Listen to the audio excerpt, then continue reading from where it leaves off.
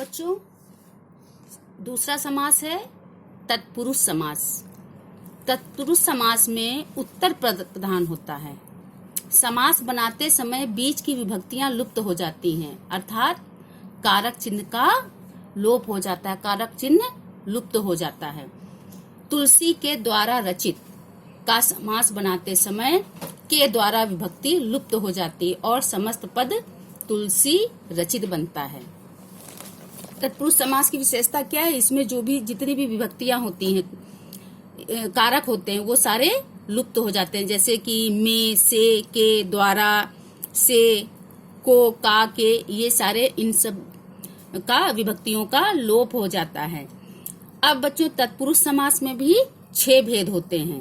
वो 6 भेद कारक पर, जैसे कर्म तत्पुरुष, करण तत्पुरुष, संप्रदान तत्पुरुष, आपादान तत्पुरुष, उसके बाद संबंध तत्पुरुष, अधिकरण तत्पुरुष। तो बच्चों, पहला है जो तत्पुरुष समास का पहला जो भेद है, 6 भेद होते हैं तत्पुरुष समास के भेद। कर्म तत्पुरुष, इसमें कर्म कारक की विभक्ति को का लोप हो जाता है, यानी इसमें को शब्द जो ये जो को है अक्षर, इसका लोप हो जाता है, ये विभक्ति है।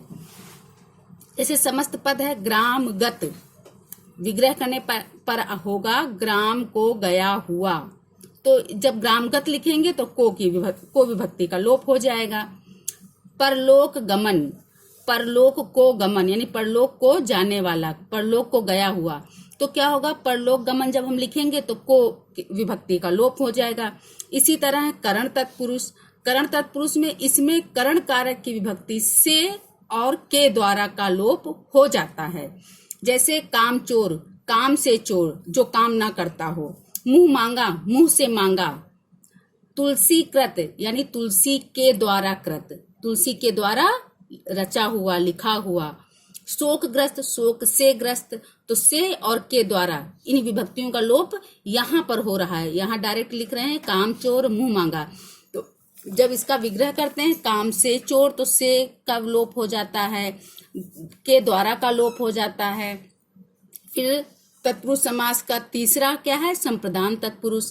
इसमें संप्रदान कारक की विभक्ति के लिए लुप्त हो जाती है, यानी के लिए शब्द का लोप हो जाता है, ये नहीं दिखाई देता, ये नहीं उसमें लगता है। जैसे देवालय, देव के लिए आलय, तो जब हम देवालय लिखेंगे तो उसका अर्थ हम समझ जाएंगे। देवालय का मतलब होता है देव के लिए आलय, यानी देवताओं का घर, देवता का घर। तो के लिए विभक्ति का लोप हो जाएगा। डाक गाड़ी, डाक के लिए गाड़ी, यानी डाक गाड़ी हम जब लिखेंगे तो के लिए विभक्ति का लोप हो जाएगा। फिर है आपादान तत्पुरुष। आपादान तत्पुरुष, आपादान तत्पुरुष में क्या होता है? इसमें आपादान कारक की विभक्ति से अलग होने में लुप्त हो जाती है, यानी से। देखो बच्चों, यहाँ है करण तत्पुरुष में से है और आपादान में भी से है, लेकिन यहाँ से का अर्थ दूसरा और यहाँ से अलग होने से, जैसे पेड़ से पत्ते गिरते हैं, है ना, तो अलग होने वाले से का इस्तेमाल होता है से, तो इसका लोप हो जाता है। जैसे धनहीन, धन से हीन। नेत्रहीन, नेत्र से हीन, तो से विभक्ति का लोप। तो भयभीत, भय से भीत। लक्ष्य भ्रष्ट, लक्ष्य से भ्रष्ट, तो अलग होने से, यानी लक्ष्य से भ्रष्ट, लक्ष्य से वो अलग हो गया, भ्रष्ट हो गया, दूसरे रास्ते में चला गया। धनहीन, धन से हीन हो गया, धन से वो अलग हो गया, धन उसके पास नहीं रहा। तो जो चीज अलगाव बताती है उस वो विभक्ति में से का इस्तेमाल होता है और वो आपादान तत्पुरुष कहलाता है। नेक्स्ट है संबंध तत्पुरुष। इसमें संबंध कारक की विभक्ति का के की लुप्त हो जाती है, यानी संबंध कारक जब जो संबंध दिखाता है उस विभक्ति का के की का लोप हो जाता, वो लुप्त हो जाती, वो दिखाई नहीं देती। जैसे हिमालय, हिमालय है, अब हिम का आलय, जब इसका विग्रह करेंगे तो का आ जाएगा, है ना, लेकिन जब हिमालय लिखेंगे तो का विभक्ति का लोप हो जाएगा। शिवालय, शिव का आलय, यानी शिव का घर। विद्यासागर, विद्या का सागर। गंगा जल, गंगा का जल। राजकुमार, राजा का कुमार। ग्रह स्वामी, ग्रह का स्वामी। तो संबंध तत्पुरुष में क्या होगा? का के की लुप्त हो जाता, का के विभक्ति का लोप हो जाता, वह नहीं रहता। अब है अधिकरण तत्पुरुष, 4 नंबर अधिकरण तत्पुरुष। इसमें अधिकरण कारक की विभक्ति में पर लुप्त हो जाती है, यानी में पर का लोप हो जाता है, यानी में और पर नहीं आता है, लोप होना, नहीं दिखाई देना। सिर दर्द यानी सिर में दर्द। पुरुषोत्तम पुरुषों में उत्तम। घुड़सवार घोड़े पर सवार, में और पर विभक्ति का लोप हो जाता है। जब हम सिर दर्द लिखेंगे तो अपने आप समझ जाए सिर में दर्द है, आज मुझे सिर दर्द हो रहा है। ये तो नहीं कहते सिर में दर्द हो रहा है, बोलते ये भी हैं, लेकिन अधिकरण तत्पुरुष में क्या होता है, में और पर विभक्ति का लोप हो जाता है। नई तत्पुरुष। नई तत्पुरुष इस समास का पूर्व पद नकारात्मक या अभावात्मक होता है। तत्पुरुष समास का एक अन्य भेद भी है, ये निगेटिविटी दिखाता है, इन्हें नकारात्मक चीज दिखलाता है। ये आपके 6 हो गए। इसके बाद एक और इसमें है जो है नई तत्पुरुष। नई तत्पुरुष इस समास का पूर्व पद नकारात्मक यानी पहला पद ही नकारात्मक या अभावात्मक होता है। जैसे समस्त पद है अनादर, विग्रह करने पर ना आदर, आ का अर्थ होता है बच्चों नहीं, तो पहला पद पूर्व पद जो पहला पद है वो नकारात्मक दिखा रहा है। अनादर यानी ना आदर। असंभव यानी ना संभव, जो संभव ना हो, यानी आ का अर्थ होता है ना। अनर्थ ना अर्थ यानी जिसका कोई अर्थ नहीं है। अन्याय ना न्याय, तो इसमें क्या होता है, निगेटिविटी आ रही, नकारात्मक सोच आ रही, नकारात्मक चीजें दिखलाई जा रही। तो ये इसका एक और भेद है। नई तत्पुरुष इस समास का पूर्व पद नकारात्मक या अभावात्मक होता है। जब कभी ऐसे वर्ड आएंगे तब आप क्या करेंगे, उसका विग्रह ना करके लगा देंगे। अनर्थ ना अर्थ, अज्ञान ना अज्ञान, अयोग्य ना योग्य, जो योग्य नहीं, अनंत ना अंत।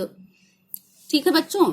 अब तीसरा हमारा जो समास का भेद है, तीसरा है कर्मधारय समास।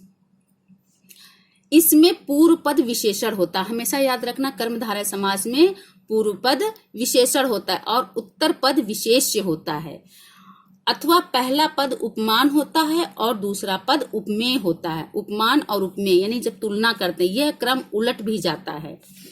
विशेषण जो कहते हैं ना, विशेषण या विशेष, कर्मधारय समास में इसमें पहला पद क्या होता है, विशेषण होता है।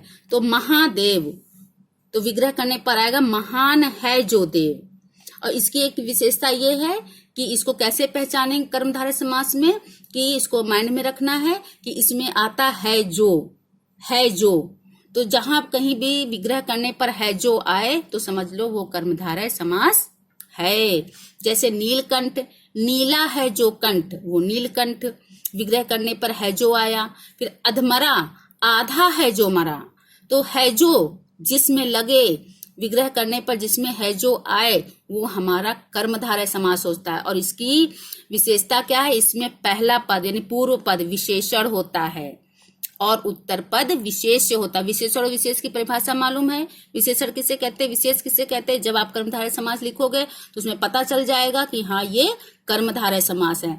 अब जैसे यहाँ लिखा था कि पहला पद उपमान होता है और दूसरा पद उपमेय होता है, तो उपमान और उपमेय और उपमान ये भी कर्मधारय में होता है। जैसे चरण कमल, कमल के समान चरण, के समान, इसमें क्या होगा, है जो और के समान, ये इसकी पहचान है, कर्मधारय समास की पहचान, कि इसमें है जो विग्रह करने पर और के समान आएगा, वो हमारा कर्मधारय समास होगा। कमल नयन, कमल के समान नयन। प्राण प्रिय, प्राणों के समान प्रिय, के समान आ रहा है। पद पंकज, पंकज के समान पद। क्रोधाग्नि, क्रोध रूपी अग्नि। घनश्याम, घन के समान श्याम। लौह पुरुष, लोहे के समान पुरुष, उसको कहते हैं लौह पुरुष। तो जब हम विग्रह करेंगे तो के समान और है जो, ये दो शब्द आएंगे जहां पर, वहां पर कर्मधारय समास होगा, ये समझ लेना। मान लीजिए महादेव दे दिया, आपको विग्रह करना महादेव, महान है जो देव, तो है जो आ गया, इसका मतलब वो कर्मधारय समास हो गया। तो बच्चों आज के वीडियो में सिर्फ समास किसे कहते हैं, समास की परिभाषा और समास के प्रकार, कि समास कितने प्रकार का होता है, ये हम समझे हैं, और उसके 3 भेदों के बारे में बताया इस वीडियो में। ठीक है, आगे हम जो बाकी 4, 5, 6 समास के और हैं, द्विगु समास, द्वंद्व समास, बहुब्रीहि समास, इनको हम आपके नेक्स्ट वीक में आपको समझाएंगे। तो बच्चों इसको अच्छे से समझना, वीडियो को अच्छे से सुनना और अच्छे से अपनी बुक रीडिंग करना, ताकि आपको समास के बारे में अच्छे से जानकारी प्राप्त हो सके। और बाकी के जितने भी समास बचे हैं वो आपको नेक्स्ट वीडियो में समझाए जाएंगे। ओके।